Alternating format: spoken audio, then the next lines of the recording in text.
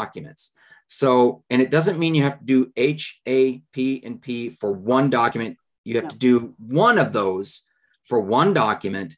And if you do that 3 different documents, you earn the point. Okay. You're just trying to analyze the document itself, make the document happy. Then the final point of this rubric is what we call the complexity point. How do you demonstrate to the readers that you have a complex understanding of the development that is the focus of the prompt? And when we structure the essay, I'll show you one way. Over on the right-hand side, you see 5 different bullets. But when we structure the essay, I'll show you one way to really get at that complexity point. All right, and we're going through these rubrics really quickly, but please know that when we show you in the actual samples, we will slow down and show you actual examples of how students earn this point. And I think it will be much clearer. I don't need to talk about these 2. It's word for word, the same as the DBQ. The evidence for the LEQ is different. There are 2 potential points. The first point is for providing specific examples of evidence that's relevant to your topic. But like the DBQ, there's a higher bar that we really want you to go for the 2 points where you're using that evidence, that historical knowledge to support your arguments. You want to support the argument in response to the prompt with pieces of evidence. There are also like 2 points in analysis and reasoning. Complexity is the same, and Todd's going to show you some examples, and we're going to show you on Monday specifics. And then we have this point here for historical reasoning. And so all of the LEQ prompts are going to be based on a particular historical reasoning skill. And so you want to be very deliberate to use that historical reasoning to frame or structure your argument that addresses the prompt. And we'll show you some examples of that for sure on Monday. Okay, so we're going to look at an example. I'm going to stop sharing my screen for a minute. There we go. So Todd, you can I will and drive. Share. And if you have paper and pen, you want to get that out and kind of follow along. We'll go to the document camera here. And there is our DBQ prompt. And don't worry, because it will be part of the homework. And we're going to show it to you.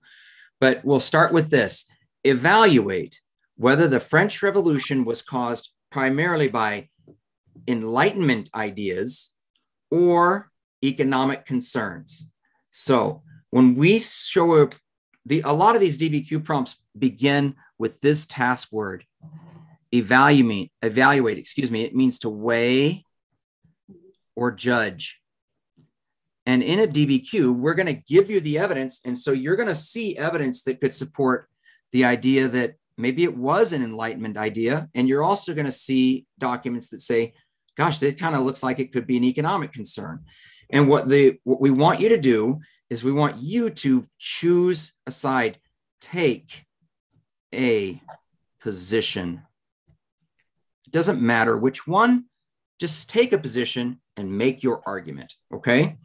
So how do we then structure this essay so that we can get at this? And the structure is what's really important. And again, I encourage you to kind of write this down. This structure, we want to begin, remember we did the contextualization. We want to begin broadly with our context, and we want to then narrow it down to a specific argument. This is our opening paragraph. And remember, you can use GeoSprite to help you build context. And this is what gets us into our argument. What was going on during the French Revolution? Give us the context of the French Revolution. So this opening paragraph is your contextualization.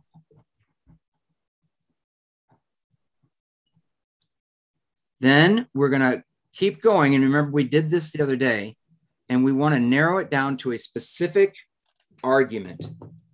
So Katie broke down for you in the video the other day about our thesis, also known as a claim, also known as an argument. And we want that statement right there. And you should use the stem of the prompt to respond to the prompt. The French Revolution was caused primarily by, and then you're going to choose a side, and then you make that claim. So let's just block that out real quick. My thesis statement, the French Revolution was caused primarily, I'm going to use that word on purpose, by, and then you take a position. Your position goes here. And then you put in your because statement. Because of reason number 1 and reason number 2. It's better to use 2 reasons, and the documents will support that. So we've taken a position on our argument, and we've established our line of reasoning, correct? Now, if you think you want to, I think I want to work on that complexity paragraph, and you want to preview or foreshadow that, you can do that here. You could do something as simple as, however, a secondary reason is, and then put that there. So for example, if you chose Enlightenment ideas as your position here, and you've got a reason and a reason, a secondary reason is going to be there were economic concerns, right? And so you don't need to do any more than that, but you're kind of foreshadowing. This is going to earn you the point in the green, but this kind of purple here is going to help you kind of set up the complexity paragraph later. And Katie, feel free to jump in if there's anything you want me to. No. Okay. So now we block out our body paragraphs. Body paragraph 1, body paragraph 2. Reason number 1 is going here. Reason number 2 is going here. And remember, we want to use the T structure when we do this. Topic sentence, evidence, and analysis, correct? In each of these, when we build that. Our evidence in a DBQ are the documents. And so you did the sourcing activity for yesterday that we just unpacked for you a little bit ago. And so that helps you build these paragraphs. As you're doing that, you're thinking, I have to use the evidence, and I'm working on trying to use 6 documents to earn those points. So my evidence are the documents. So I want to use, 2, maybe 3 documents that go with this reason, 2, maybe 3 with this reason. And so just in this part, you're getting at using the documents, okay? Then I want you to remember while you're doing the documents, oh yeah, I have to make the source happy. I have to make the source happy. So that needs to happen for at least make the source happy. And I need to do that for 3 documents. And that can happen in these 2 paragraphs as well. And then we'll also give you a chance to do it a little bit later too, when we get to that point. At some point too, I want to be thinking about, do I have any outside evidence that I can bring in? Do I have any outside evidence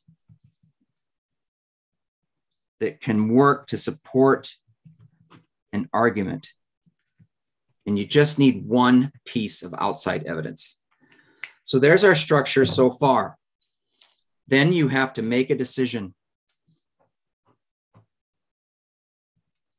How's my time as I'm writing my essay? Do I have time for another paragraph? And if I do, then I'm going to work on complexity. And I make a 3rd body paragraph. And this is all about my complexity. And so my, however, a secondary reason comes down here. And there will be documents that will support that other argument that you're trying to make. And so then you can use, again, 1 to 2 docs as a secondary where you're looking at an alternative point of view. I think the documents are saying this, and this is my position, but I have to acknowledge that there is some evidence that supports this other argument as well. And again, Over here, if you haven't completed your sourcing and you did maybe one document here that you sourced and one document here, here's another chance to make the source happy. If you need to. And if you've not yet done the outside evidence, you could do that here as well. But you just need one piece. Okay? One piece of outside evidence will do it. It's a bad one. Okay? And it's not just a name drop of a piece. Right. It's definitely a piece that you take a moment to explain.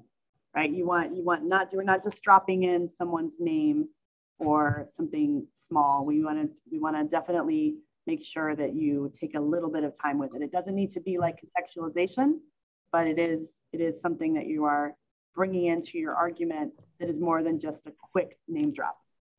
Yep. And it needs to be significant. Now, I think it needs to belong here. Sometimes I see students putting it down here in their conclusion, but then you're really outside of your argument. So you want to make sure it's part of the argument. We're going to end this similar to how we began, but in reverse. Oh, it's really bad triangle, Dr. Beach.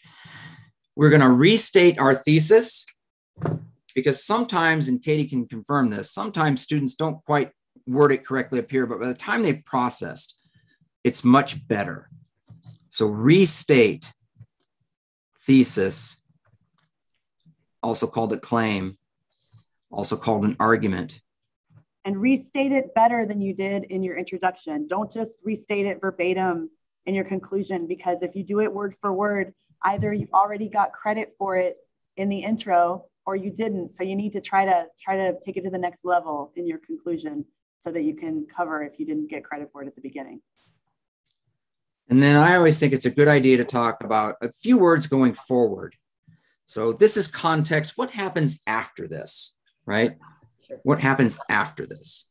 So if you do that and use this kind of structure, I have structured a really nice essay that is going to get you maximum points. Very quickly now, let's go over to the LEQ one, because our structure is going to be similar.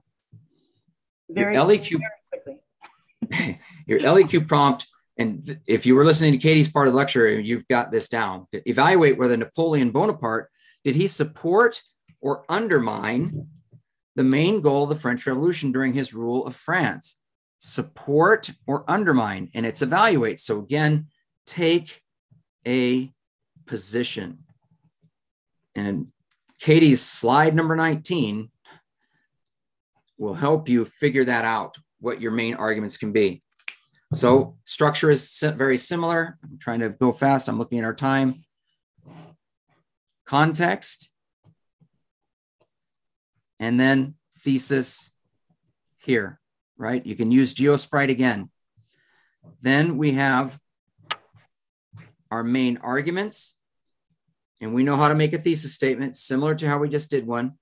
Reason number one, let's say Katie says, well, I think he undermined it, and this is why. This is reason number one.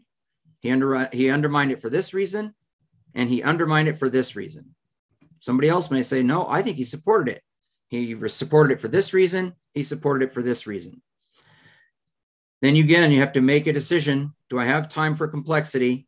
And a third paragraph where I take the alternative perspective, the alternative argument, alternative perspective or argument, and give acknowledgement to that other one that you're not talking about. Oh, I'm off the screen. Sorry about that. And then we're going to end it similarly. We restate thesis, context, forward.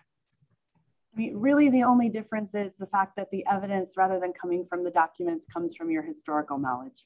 And so, yeah. I mean, the structure is really the same. So. Yep.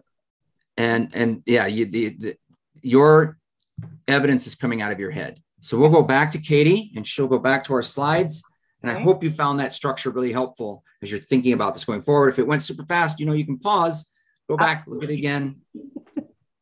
Okay.